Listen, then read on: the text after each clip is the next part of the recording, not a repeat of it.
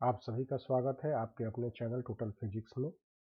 आज के इस लेक्चर में हम लोग डिस्कस करेंगे सिंपल हार्मोनिक ऑसिलेटर या हार्मोनिक ऑसिलेटर इन क्वांटम मैकेनिक्स, या इसी को हम लोग क्वांटम मैकेनिकल हार्मोनिक ऑसिलेटर कहते हैं।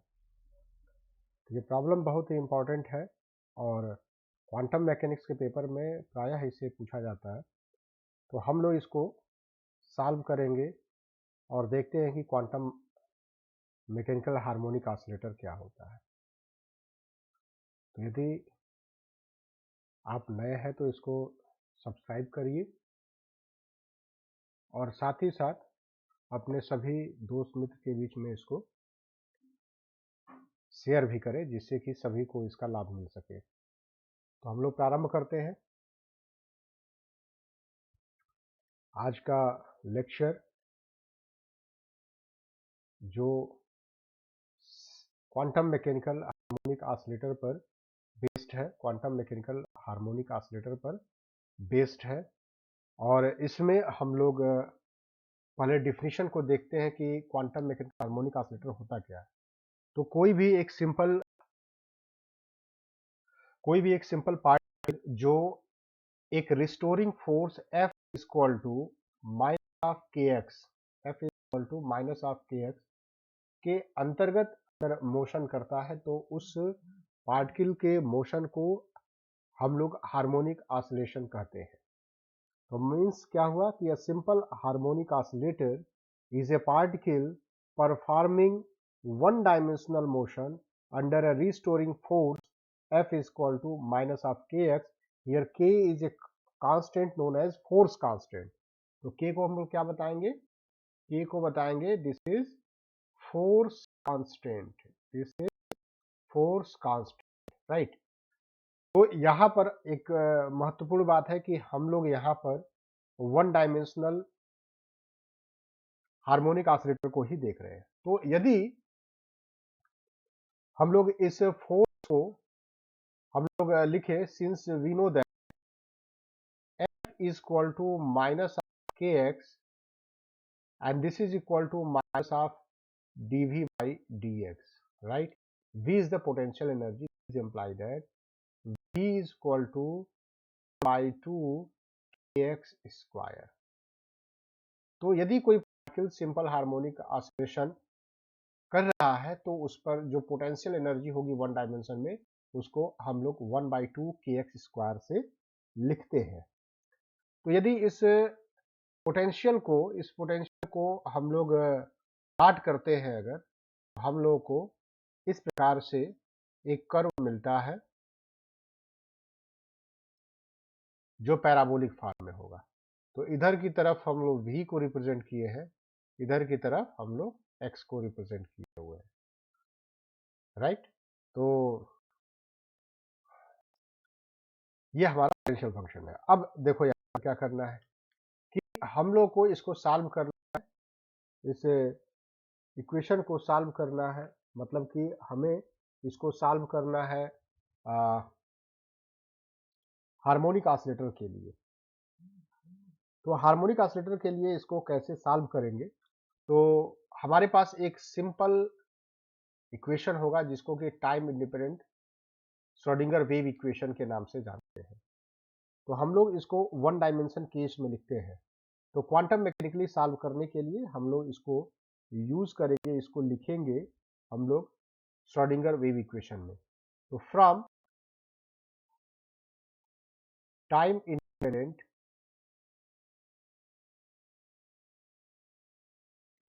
Schrodinger wave equation, Schrodinger wave equation. तो time independent Schrodinger wave equation क्या है? वन डायमेंशन में हम लोग बात कर रहे हैं अभी पूरा, dy/dx square plus 2m by H square E minus psi square, this is t। तो पर v की वैल्यू हम लोग इक्वेशन 2 को, v की जगह पर इक्वेशन 2 को हम लोग देखेंगे। तो पहले तो यहाँ पर डिफाइन है हमारा, वह केवल x का फंक्शन है, साई जो है वह केवल x का फंक्शन है, राइट? तो यहाँ पर हमें करना है कि पहला देखो यहाँ पर साई जिसे फाइंड आउट करना है, m is the mass of oscillator, m क्या है, ऑसिलेटर का मास है, h का रिड्यूस्ड कांस्टेंट है, E is the energy of the particle and V is the potential energy. Also is equal to 1 by 2 kx square. Then from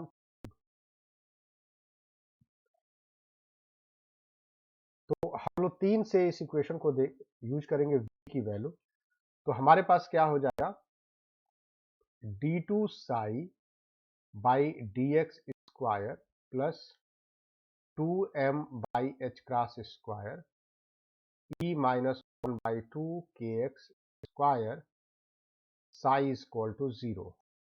अब एक चीज महत्वपूर्ण है यहाँ पर, v की वैल्यू को 1 by 2 kx स्क्वायर रख दिया है यहाँ पर। तो एक चीज यहाँ महत्वपूर्ण है कि इसके पहले के जो एप्लीकेशन हम लोग करते थे, उस एप्लीकेशन में क्या करते थे कि v की वैल्यू कभी 0 लेते थे, कभी कांस्टेंट, कभी निगेटिव एंड सो ऑन, है ना। यहाँ पर फर्स्ट टाइम हम लोग v को x के फंक्शन के रूप में लिखा हुआ है, राइट। इसका मतलब कि जैसे हम लोग पहले करते थे, इस पूरे क्वांटिटी को हम लोग कांस्टेंट वगैरह मान करके काम चला देते, वह चीज यहाँ पर नहीं होने वाला है। तो अब हम लोग इसको सॉल्व करने के लिए क्या करते हैं कि लेट अल्फा, क्योंकि अब इस प्रॉब्लम को सॉल्व करना है और ये सिंपल डिफरेंशियल इक्वेशन नहीं रह गया है, क्योंकि यह कांस्टेंट होता तो भी काम चल जाता, 0 होता तो भी काम चल जाता, है ना। अब बट ये अब फंक्शन हो चुका है x का, तो हमें इसको सॉल्व करने के लिए कुछ टेक्निक को अप्लाई करना पड़ेगा। तो पहले हम लोग क्या करते हैं कि अल्फा के जगह पर मतलब कि 2me by H cross square को हम लोग अल्फा से रिप्लेस कर देते हैं और एम के अपॉन एच क्रॉस स्क्वायर आपको दिख रहा होगा, इसको हम लोग बीटा से रिप्लेस कर देते हैं। तो दस वी हैव, अब तो क्यों किया जा रहा है इसको भी एक्सप्लेन करेंगे, d2 psi by D X square plus 2m by H cross square, ये 2m by H cross square लिखने की अब जरूरत ही नहीं है एक्चुअली में। तो हम लोग क्या कर सकते हैं, 2m e by H cross square, इसको अंदर मल्टीप्लाई कर लेते हैं, तो ये हो गया alpha minus beta square x square equal to 0। देखो अब ये थोड़ा सा सिंपल हुआ है, टू, तो यहाँ पे देखो 2 से 2 ये कैंसिल हो जाएगा, यम के अपान एच क्रॉस स्क्वायर है ना, यम के अपान एच क्रॉस स्क्वायर, तो हमने अंडर रूट यम के अपान एच क्रॉस स्क्वायर को बीटा लिया है, तो जब इसका स्क्वायर करेंगे तो ये बीटा स्क्वायर हो जाएगा, राइट। अब ये जो आपको इक्वेशन मिल गया है, ये इक्वेशन भी कोई सिंपल इक्वेशन नहीं है, अभी ये इक्वेशन भी कोई सिंपल इक्वेशन नहीं है।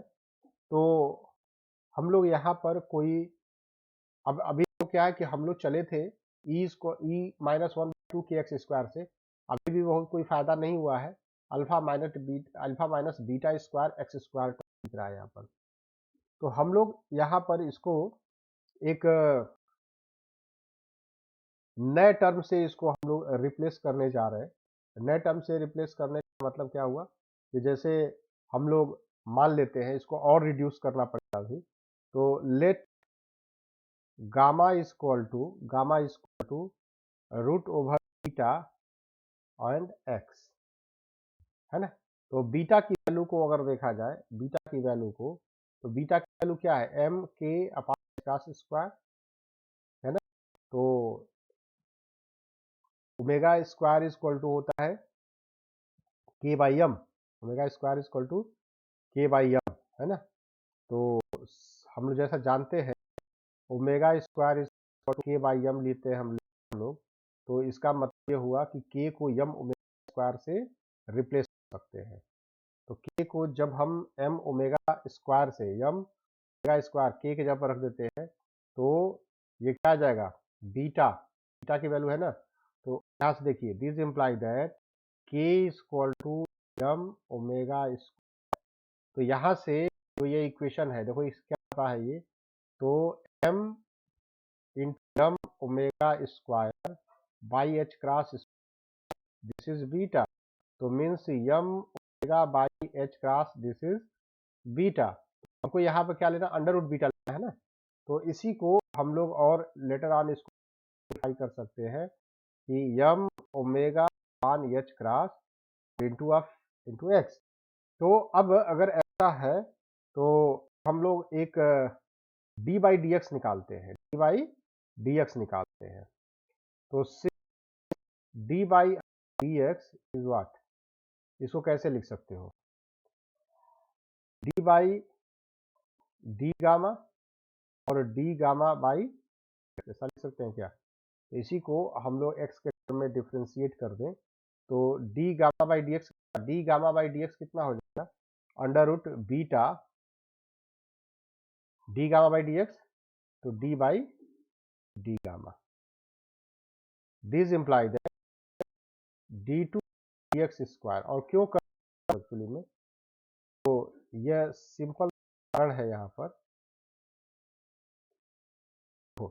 एक्चुअली क्या है कि हमारे पास x का ये डिफरेंशियल इक्वेशन है ना, राइट, x का डिफरेंशियल इक्वेशन, x के फॉर्म मतलब साई फंक्शन है x का, लेकिन जब तक ये साई x के टर्म में रहता है तब तक हमें क्या दिख रहा है कि ब्रैकेट के अंदर alpha minus beta square x square की वैल्यू आ रही है, राइट।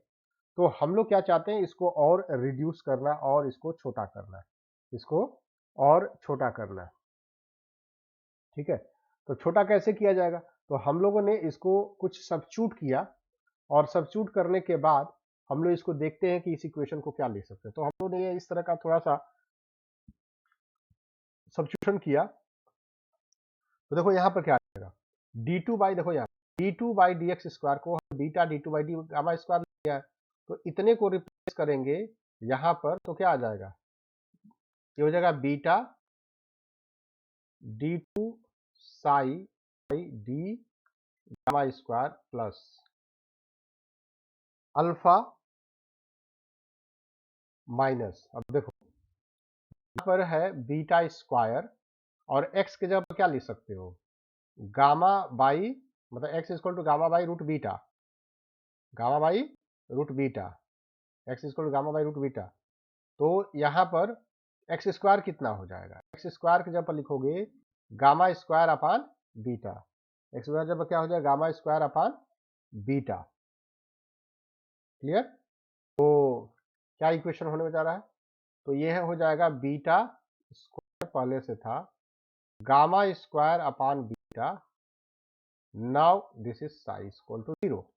तो बीटा से थोड़ा डिवाइड कर देते हैं अब हम लोग, तो D two psi D gamma square alpha upon beta minus gamma square, तो एक बीटा से एक बीटा कैंसिल, बीटा से डिवाइड कर रहे हो तो बीटा भी कैंसिल हो जाएगा, साई इक्वल टू 0। देखो इस इक्वेशन में क्या मिलता है, here Sai is the function of gamma only, अब गामा का फंक्शन हो चुका है साई, बात समझ रहे हैं।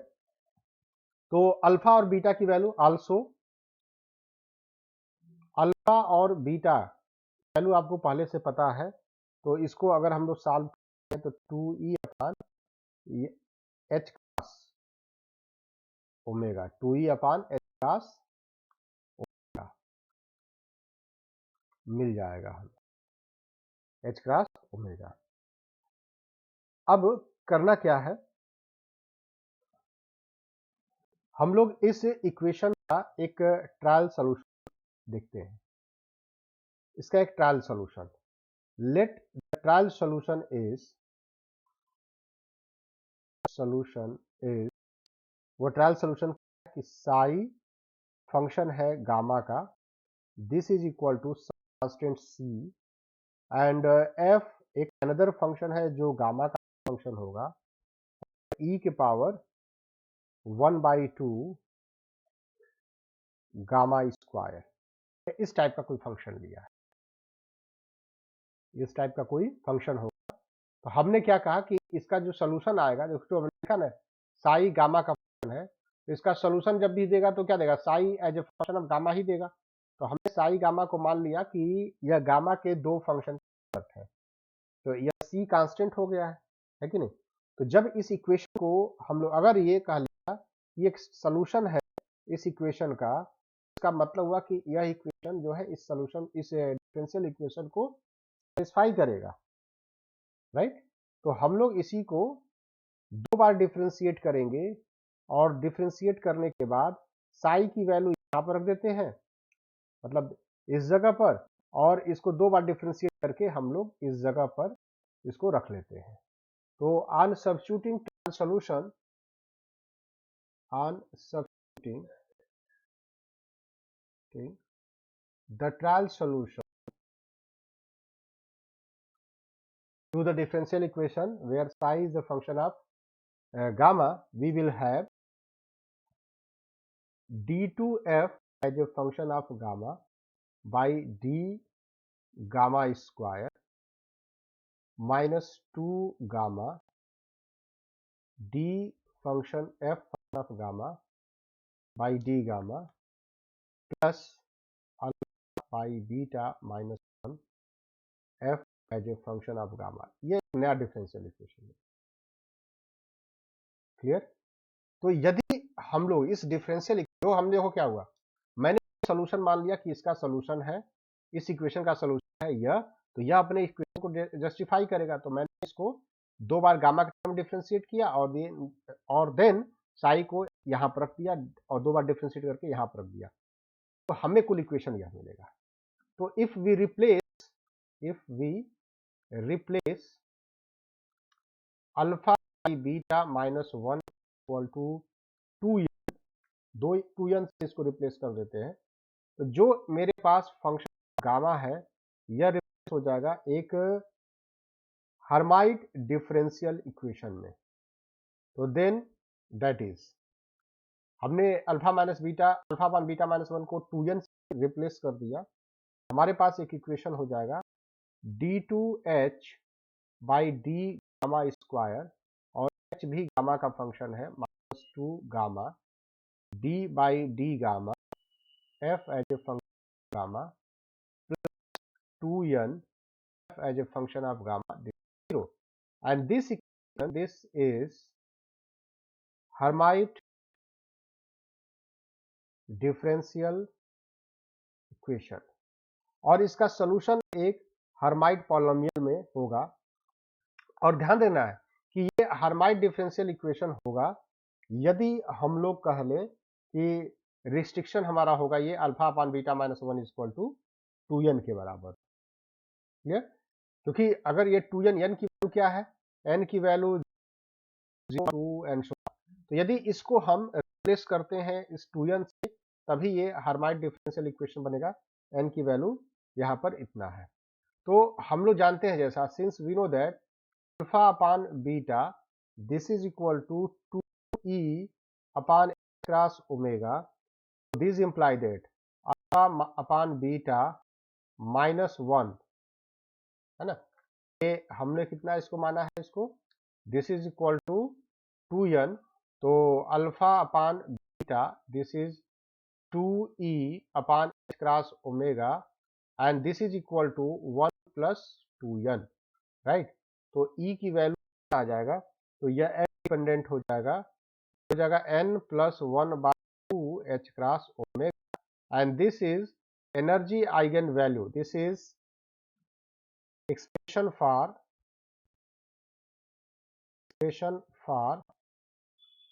energy eigenvalue for one dimensional quantum harmonic oscillator, clear. अब देखो यहीं पर अगर क्लासिकल हार्मोनिक ऑसिलेटर होता, जैसे हम लोग बार बार इंफेसिस कर रहे हैं क्वांटम हार्मोनिक ऑसिलेटर, लेकिन यहीं पर अगर हम लोग क्लासिकल मतलब क्वांटम है तो इसका मतलब कुछ और भी होता होगा, तो क्लासिकल हार्मोनिक ऑसिलेटर होता है। तो क्लासिकल हार्मोनिक ऑसिलेटर में क्या है, in classical harmonic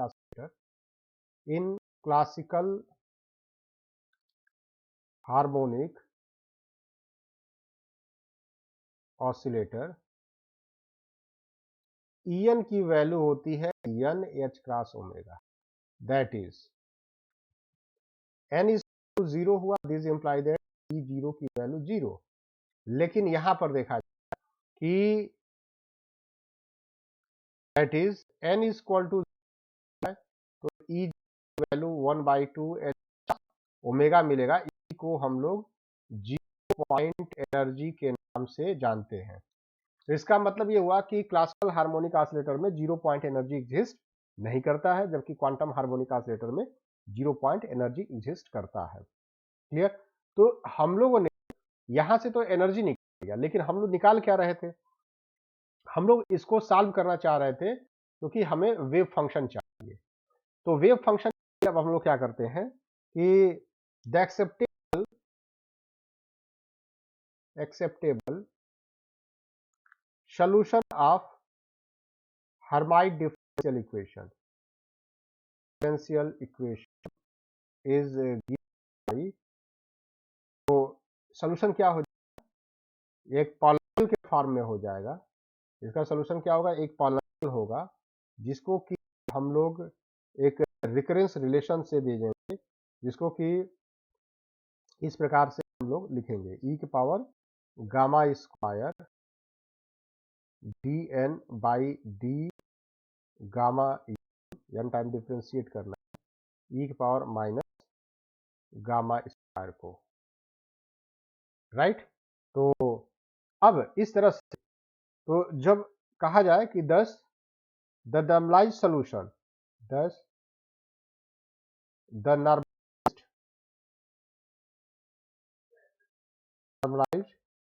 solution for one dimensional harmonic oscillator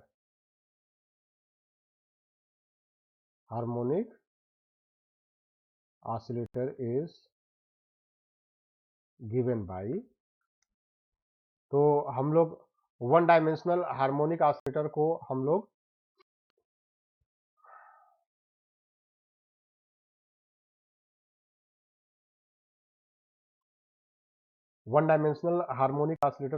लोग एक नॉर्मलाइज सॉल्यूशन के लिए कहा जाए, normalise wave function psi N as a function of gamma, and this is given by m omega upon pi h cross whole power 1/4 by 2 के power n/2 root over factorial n e के power minus 1/2 gamma square nth harmonic Hermite polynomial, here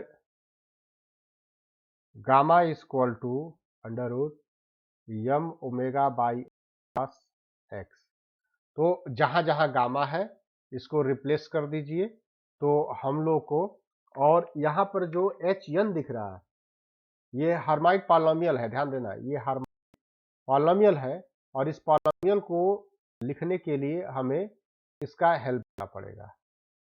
तो हम लोग क्या कर सकते हैं कि the wave function for the quantum mechanical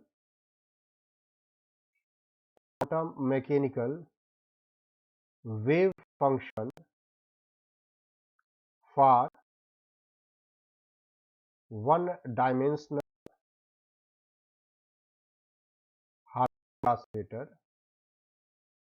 harmonic oscillator in one dimensional harmonic oscillator is ground state, मतलब n इक्वल टू 0, तो साइन फंक्शन ऑफ x सीधे क्या है, गामा को इससे रिप्लेस कर दोगे, h गामा की वैल्यू जो है हम फाइंड आउट कर लेंगे पॉलिनोमियल से, तो ये वैल्यू कितना आता है, m ओमेगा अपान पाई h होल पावर 1/4 e के पावर माइनस m ओमेगा अपान क्रॉस एक्स स्क्वायर, ठीक है। और इसके करस्पॉन्डिंग जो एनर्जी होगी वह होगी 1/2 h क्रॉस ओमेगा। तो हम लोगों ने ग्राउंड स्टेट में फाइंड आउट कर लिया, ग्राउंड स्टेट में हार्मोनिक ऑसिलेटर के लिए आइगन फंक्शन और एनर्जी आइगन वैल्यू को फाइंड आउट कर लिया। क्लियर? तो इस तरह से आप इसको शॉर्टकट में इसको डिराइव कर सकते हो, आप शॉर्टकट में डिराइव कर सकते हो। तो हम लोगों ने अभी तक क्या सीखा है? तो पहला कि सिंपल हार्मोनिक ऑसिलेटर, देखो हम इसको एक स्लाइड पर सिखाएंगे आपको। सिंपल हार्मोनिक ऑसिलेटर क्या होगा? तो ऐसा कोई पार्टिकल जो F इक्वल टू kx, जो कि एक रिस्टोरिंग फोर्स की तरह काम कर रहा है, फोर्स के अंतर्गत मोशन कर रहा है, तो वह पार्टिकल सिंपल हार्मोनिक ऑसिलेटर होगा, है ना। तो हम लोग इसको क्वांटम मैकेनिकली सॉल्व करना चाहते हैं, क्वांटम मैकेनिकल हार्मोनिक ऑसिलेटर के रूप में। तो यहाँ पर k की वैल्यू जो है हम लोग लिखते हैं m ओमेगा स्क्वायर, ठीक है। तो इस f से अगर हम लोग v की वैल्यू को निकालेंगे तो ये आ जाएगा 1/2 स्क्वायर। और जब इस पोटेंशियल को हम लोग यूज करेंगे इसमें time independent Schrodinger wave equation जो वन डायमेंशन में सॉल्व करेंगे, तो 2m by H cross square E minus B psi equal to 0।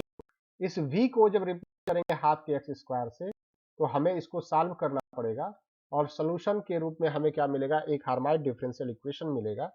तो उस डिफरेंशियल इक्वेशन को, हार्माइट डिफरेंशियल इक्वेशन का अगर सोल्यूशन निकालेंगे तो एक हार्माइट पॉलिनोमियल मिलेगा, और उस पॉलिनोमियल को रखने के बाद जो ग्राउंड स्टेट वेव फंक्शन होगा, स्टेट वेव फंक्शन होगा, वह होगा ओमेगा अपान पाई क्रॉस होल 1/4 e के power minus omega square upon 2h cross, right. और ग्राउंड स्टेट एनर्जी आएगी 1/2h क्रॉस ओमेगा, एंड किसी स्टेट के एनर्जी लिखोगे तो n plus 1/2h cross omega लिखते हैं। तो ये दो हमारे लिए अति महत्वपूर्ण टर्म है या पॉइंट है या आउटकम्स है या रिजल्ट्स है, जिस पर कि हम लोग बहुत से न्यूमेरिकल प्रॉब्लम को सॉल्व करते हैं। तो हम लोगों ने अभी तक जो है क्वांटम मैकेनिकल हार्मोनिक ऑसिलेटर को डिराइव किया है और उसका ग्राउंड स्टेट में नॉर्मलाइज्ड वेव फंक्शन को फाइंड आउट किया है, और साथ ही साथ हम लोगों ने डिस्कस किया है उसके एनर्जी आइगन वैल्यू को, और साथ ही हम लोगों ने यहाँ पर डिफाइन किया है कि 0 पॉइंट एनर्जी क्या होती है। ओके, तो डेरिवेशन के पार्ट में बस इतना।